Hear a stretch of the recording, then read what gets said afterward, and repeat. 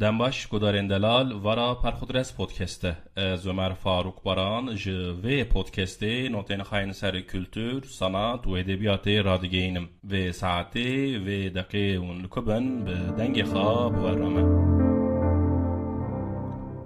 متکا منا دلال جکوری خرابه جه او تو نزانه که دیاوی دی و متکا توریرنده اگر از موافق ببن لأولیمپوسا که از بدست خواد شکم جیته حاضره aynı çto ku mala min li mala te hazir e werga. İşev li benda min memîne.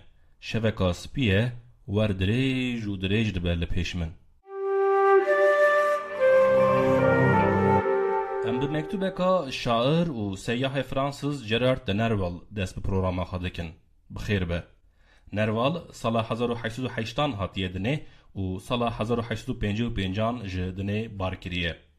قی قدر شاعریه او ملانکولیک رومانتیک هندما زاروک بیه به کریزین گران را روبرومایه. پشتی سوسی سالیاوی درد و دپرسیونن وی گرانتر بونه اولوسر وی گران بونه هولو برکتین وی گوتنه وی قاف لقاندیلا او برنه تمارخانه. نروال سری سال 1855 رویکا سارا زوستانه لزقاقکا پاریسه لدیرگکا لمبه دارداکری هاتیه دیتن. او هاتیه دارداکرن یان وی بخات شتکی ورگا کریه حتی نهاجی جهو در نکدیه او مسئله نه زلاله.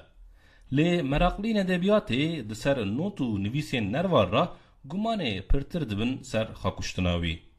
مکتوبا ویا تالی جه متاوی را یکو وی او مکتوب درویان بری بمره نویسیه.